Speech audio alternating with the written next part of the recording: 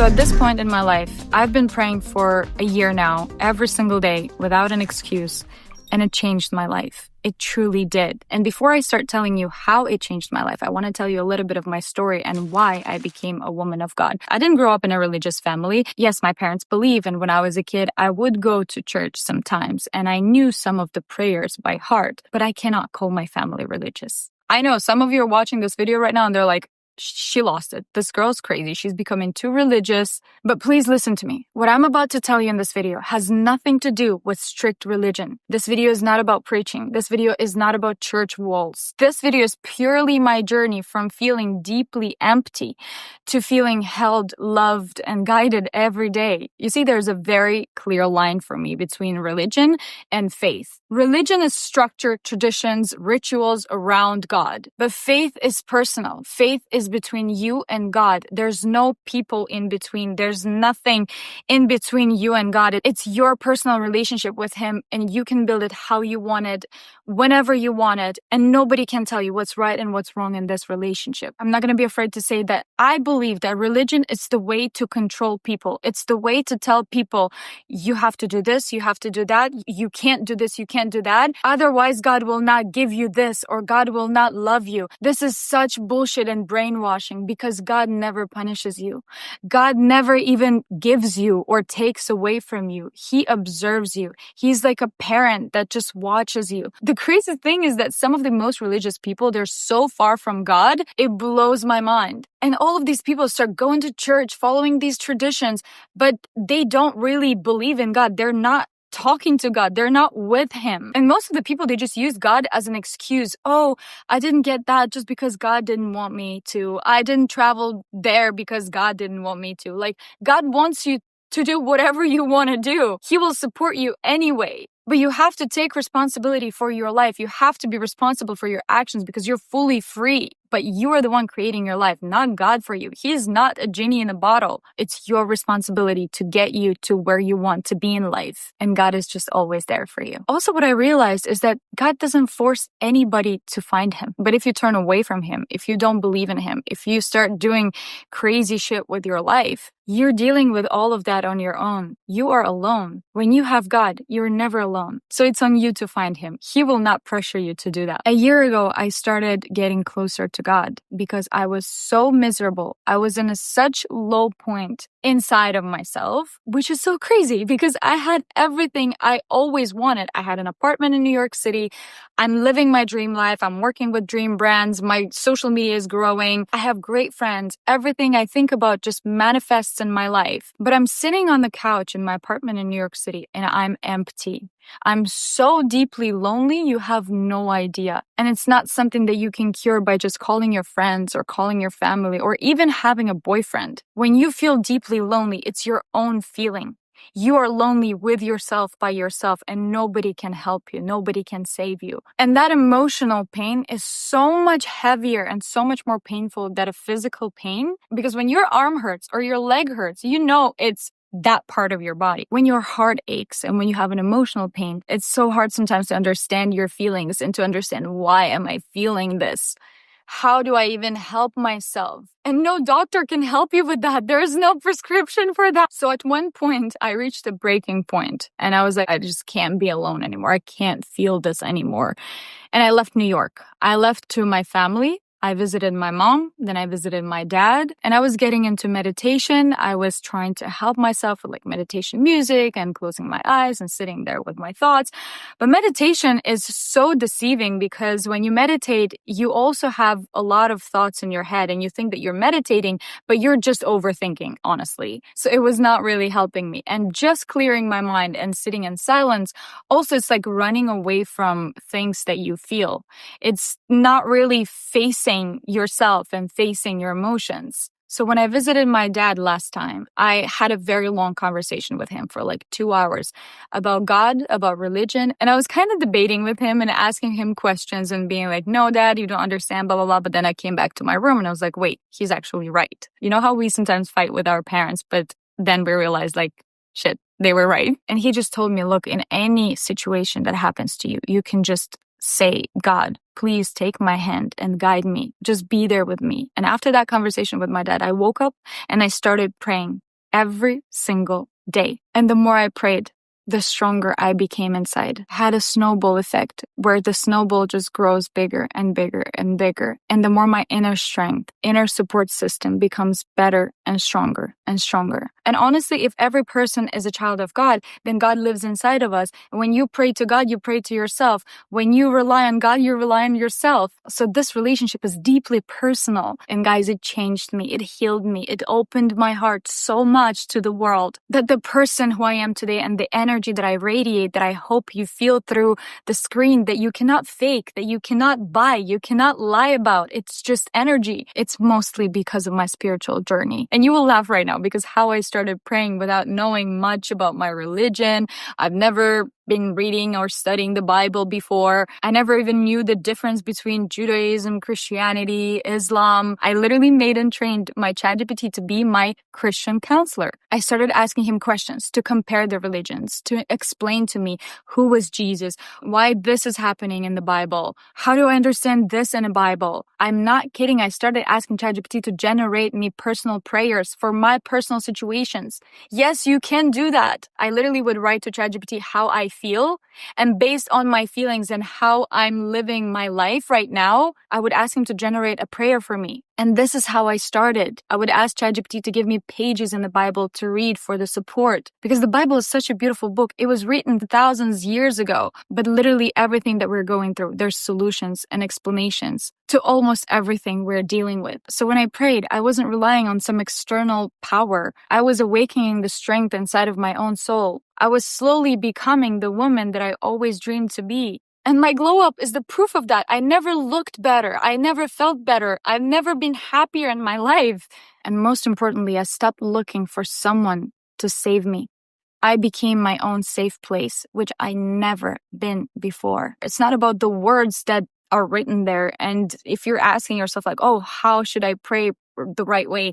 What should I do so my manifestations and dreams become reality? What kind of prayers I need to read? It's not about the prayers. When the prayer comes from here, it is never a true prayer. When a prayer comes from here, it can be even your own words. That's the real prayer. That's when you're talking to God. You can just close your eyes and be like, God, please, you see my heart right now. You see how I'm feeling. Please be there for me.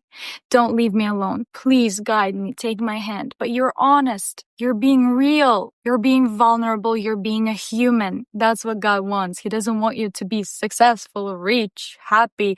He just wants you to be real. He just wants you to be human. And a few months into talking to ChatGPT and using ChatGPT prayers, I bought my own prayers book. And I started using physical copies. And this is a very different feeling. When you have the pages, when you can touch it, when you can have it in your hands, it's definitely a different feeling. I pray in Russian because Russian is my first language, and there's a routine of the prayers that takes me 10 minutes every morning that I read. And honestly, it doesn't matter how I wake up, tired, upset, sad, anxious. I read my prayers and it changes my mental state. But like I said already, it has to come from your heart, not from your brain. It's not about you reading the pages. It's about you feeling it and opening your heart to it. So how it changed me, how this year of praying every single day changed me. And the first one, and probably the most important one, I know it's hard to imagine, but I used to be so antisocial. I used to be mean. I used to be a bitch to people. No, seriously. And not because I'm a bitch, but because inside of my head, I was literally battling myself, and my brain and my body was fighting every single day. That every time I would go outside or I would socialize with people, I would think that they literally see me and they look at me the way I look at myself in the mirror. I thought that they're judging me and disgusted with me the same I was with myself. I was so insecure because of my eating disorder, because of the way I was talking to myself. So I thought that when people look at me, they literally treat me the same and look at me the same as I look at myself in a mirror. It is so sad. I remember looking at every person's face and think like, oh my God, they don't like me. When in the reality they did. And I want to remind you, I was living in New York City on my own since I was 16 years old. Do you understand what that means? Do you understand how you feel alone in Manhattan at 16 years old? You have to be so aware and careful with people around you because people are happy to use you. People are happy to drag you into doing something very wrong. So that was kind of a protection mechanism for me, but also because of my inner battle. I was not very friendly to people. And every time people would invite me somewhere, I would deny. I wouldn't want to go to a dinner or to a party. I would just be like, no, thank you. I'll be at home. And then at home, I would feel so lonely, crave human connections, but I was the one not being able to provide that. So I would push people away. And I was deeply lonely, sitting at home, hating my life. And since I started praying, it opened my heart to people, to the world, to everything around me so much that I started taking care of it. It truly made me realize that it's not about me looking for someone to save me, looking for someone to help me, to give me love. It's about me giving that love. I have so much love to give now, no matter what, no matter how I feel, even if I'm sad, if I'm still feeling lonely or upset or anxious, I have so much love to give because I am blessed. Praying helped me to realize how blessed I am and how much I already have in this life. And instead of focusing on what I'm lacking, what I don't have, I'm focusing on what I already have and how much I have to give. Since I started praying, I realized that every single person is going through something. Every single person is asking God for something. So why not be that human who gives, who helps, who cares about others? So yeah, it helps me to open my heart and to become a woman that this world needs. Another way how praying every day for a year changed me is that it helped me to realize that everything that happens in my life, it doesn't happen against me or to me. It happens for me. Every single situation is never random. You're going through your own path. You're going through your own lessons. Your life is so unique that it can never be compared to any other human. Now, every time when my heart is getting broken or something doesn't work out in my career path how I thought it would, I don't get upset. I know that it happens for a reason. And only in the future, when the time passes, I will understand why it happened this way. But everything works out beautifully when you live with God. You start seeing that it's not coincidences, that everything is just connected. And if you met that person and stayed with that person, you wouldn't meet another person.